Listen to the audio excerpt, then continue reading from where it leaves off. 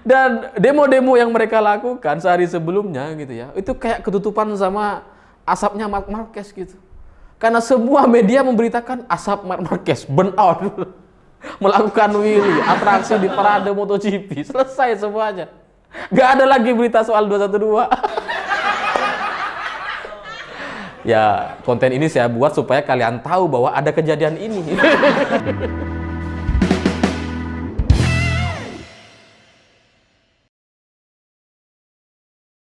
Selamat malam para mantan, selamat malam untuk semua kalian yang pernah berniat nembak cewek, terus kemudian nggak jadi.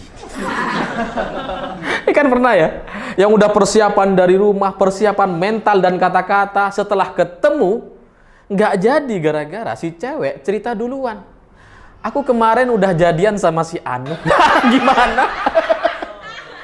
Kan nggak jadi kita mau bilang gitu kan.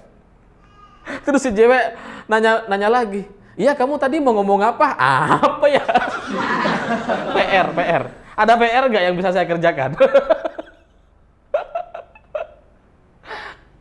Cerita-cerita semacam itu bagi saya ya jadi mirip dengan pengalaman saya pribadi kemarin, karena saya sudah terlanjur syuting soal Fadlizon yang tertangkap kamera memberikan donasi kepada salah satu lembaga yang terkait dengan salah satu teroris yang ditembak oleh Densus 88. Tapi setelah saya selesai syuting, mau saya upload, Fadlizon klarifikasi. Udah gitu klarifikasinya bagus lagi, bisa saya terima gitu, nggak bisa saya bantah. Aduh. Fadlizon, kenapa klarifikasinya nggak besok atau lusa gitu ya? Nunggu video saya naik dulu gitu kan? Tapi meskipun secara pribadi saya nggak suka dengan Fadlizon gitu ya. Tapi pada akhirnya klarifikasi yang dia sampaikan kemarin itu ada benernya dan susah untuk tidak kita terima gitu. Karena Fadlizon cerita bahwa donasi itu bukan dari dia hanya foto secara simbolik saja. Donasi itu didapatkan dari masyarakat Indonesia. Donasi terbuka, yang nggak tahu siapa aja gitu. Dan donasi ini disampaikan kepada Syam untuk bantuan konflik di Timur Tengah. Dan Fadlizon sebagai pimpinan DPR waktu itu tahun 2015, ia bersedia menjadi representasi dari bantuan masyarakat Indonesia dari pimpinan DPR nih gitu ya. Jadi seolah-olah tuh ada kayak labelnya gitu ya. Diserahkan langsung oleh pimpinan DPR. Dan dari cerita ini itu saya juga alami gitu. Dan benar gitu, saya dulu pernah memberikan bantuan dari yayasan, sebuah yayasan di Jakarta milik teman saya. Terus kemudian saya foto di sini, bantuannya di sini di Madura gitu. Setelah saya foto, orang-orang ngiranya saya yang kasih bantuan. Padahal bukan. Itu bukan duit saya gitu. Nah, sama seperti cerita ini. Tapi di sisi lain, saya juga tidak mau menyalahkan teman-teman atau orang-orang yang sudah terlanjur meyakini bahwa Fadlizon adalah orang di balik dana-dana terorisme gitu. Karena apa? Karena jejak digital Fadlizon memang cenderung cenderung mencurigakan gitu. Karena Fadlizon ini dekat dengan Bakhtiar Nasir. Ketika ada orang-orang FPI di KM 50 ditembak sama kepolisian, Fadlizon dia ikut belain gitu. Ketika ada kota-kota amal yang ditertibkan sama kepolisian karena terkait jaringan digunakan dana ini untuk aksi-aksi, Fadlizon juga belain gitu. Jadi ya wajar kalau kemudian masyarakat tuh curiga, terus kemudian ada foto terkait dengan jaringan yang Dr. Sunardi itu gitu ya. Jadinya kita meyakini, oh jangan-jangan Fadlizon emang dari belakangan ini gitu ya, yang memberikan donasi-donasi kepada mereka gitu, yang melindungi mereka selama ini. Saya nggak mau nyalahkan itu gitu, karena ya memang secara rekam jejak digitalnya tuh banyak banget. Tapi video saya jadinya nggak saya upload gitu, karena ya secara objektif kita harus menghargai Fadlizon meskipun kita nggak suka. Gitu ya. Dan juga pembelaan yang dia sampaikan itu benar dan logis gitu ya, sudahlah kita terima saja gitu. Terima dalam arti untuk kasus ini, untuk kasus-kasus yang lain belum. Masih terbuka Fadlizon terlibat dalam jaringan-jaringan ini gitu ya. Karena terbukti kalau dekat sama Bakhtiar Nasir dekat banget. Sama Rizik ya deket gitu. Sama Munarman deket nggak? Kan pernah foto-foto tuh mereka sampai didatengin ke Arab Saudi kan mereka gitu ya. Jadi ya wajar kalau kemudian publik itu curiga. Tapi setelah itu saya mencari materi-materi lain karena kemarin itu nggak ada yang menarik kecuali MotoGP.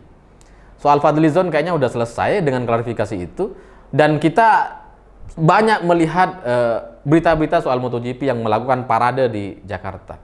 Semua bahas MotoGP. Marquez bilang bahwa ini adalah sambutan yang luar biasa karena ini adalah sejarah dalam MotoGP di mana pebalap disambut hangat oleh presiden sebuah negara. Itu tidak pernah terjadi sebelumnya. Kemudian pebalap-pebalap lain juga senang karena bisa ketemu dengan presiden, bisa ngobrol dan seru gitu. Ya itu aja sih beritanya. Dan saya sudah pernah bahas di video saya sebelumnya kemarin gitu ya.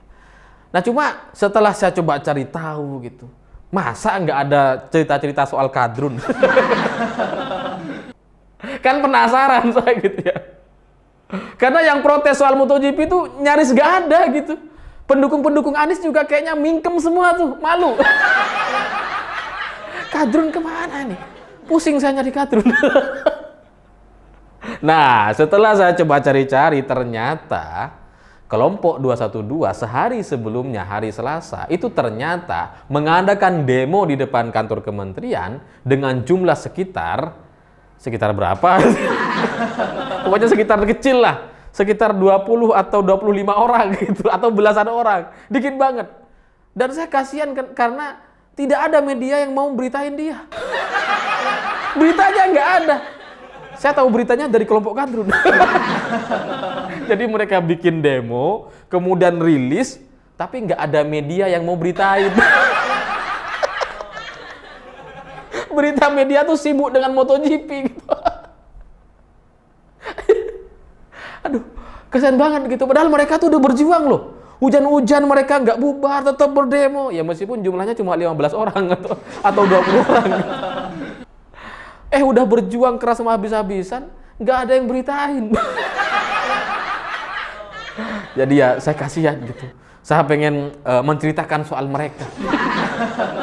Karena lucu ini.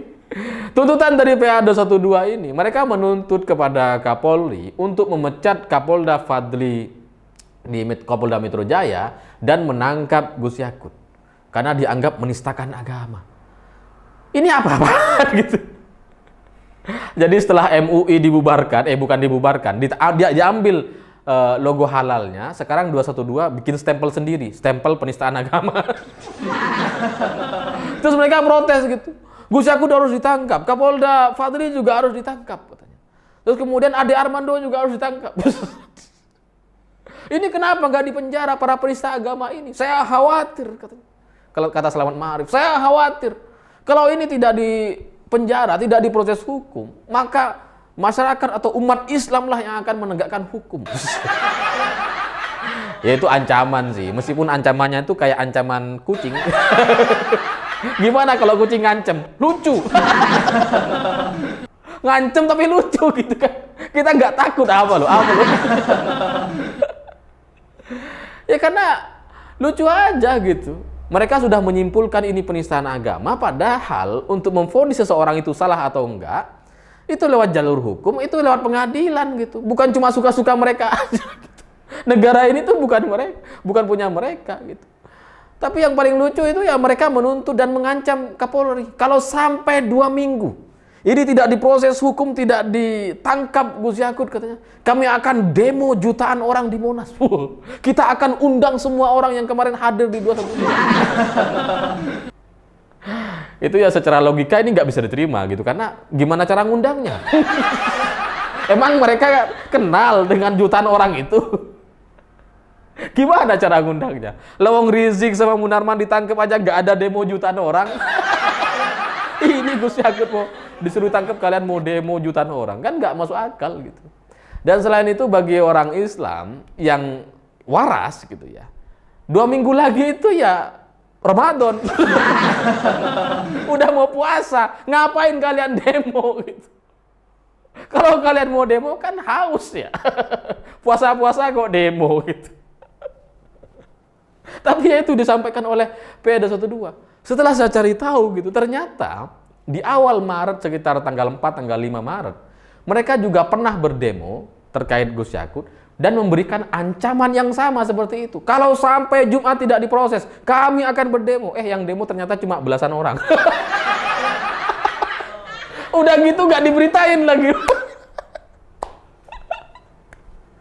Ya, Akhirnya saya ucapkan terima kasih kepada semua media yang tidak menerima rilis dari 212.